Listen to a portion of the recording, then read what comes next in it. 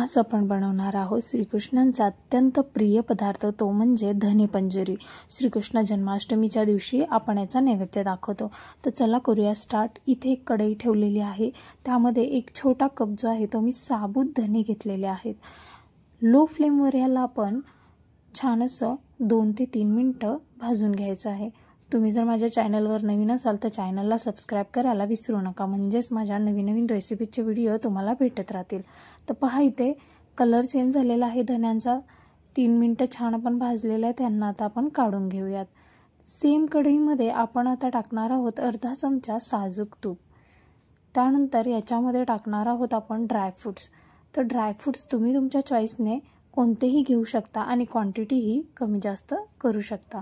ह्यांना सुद्धा आपण 1 ते 2 मिनिटं लो फ्लेमवर भाजून घ्यायचं आहे। जसं आपल्या ड्रायफ्रुट्सवर डाग पडायला लागले समजायचं छान भाजलेले आहेत आणि लगेचच आपण यांना काढून घ्यायचं आहे।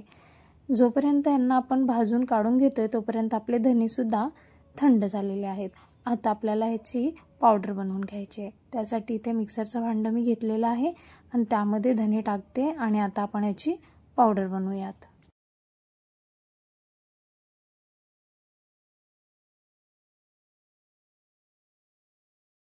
पावडर बनवून पहा आपली झालेली आहे। अशा प्रकारे आपल्याला पावडर बनवून घ्यायची आहे। पहा, मी दाखवते तुम्हाला। छान अशी भाजल्यामुळे व्यवस्थित अशी याची पावडर होते, काही प्रॉब्लेम होत नाही करताना। हे पहा, छान पावडर झालेली आहे धने भाजल्यामुळे आणि याचा वासही फार छान येत आहे। आता आपण एक बाउल घ्यायचा आहे, एक भांडं घ्यायचं आहे कोणतंही, त्याच्यामध्ये आपल्याला ही जी पंजरी आहे ती मिक्स करायची आहे। तर त्यासाठी पहा, तुमच्याकडे जर पिठी साखर नसेल तर तुम्ही पिठी साखर म्हणजे त्याच भांड्यामध्ये साखर घेऊन बारीकही करू शकता।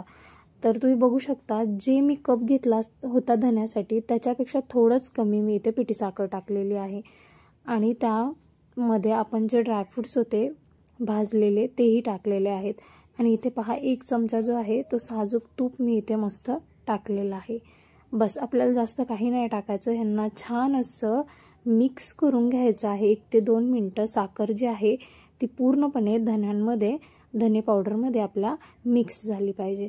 झालं, अगदी सोप्या पद्धतीने खूप कमी वेळात ही धने पंजरी रेसिपी रेडी होते। नक्की तुम्ही ट्राय करा आणि श्रीकृष्ण जन्माष्टमीच्या दिवशी नैवेद्य करा आणि टेस्टला मला सांगा कशी वाटली।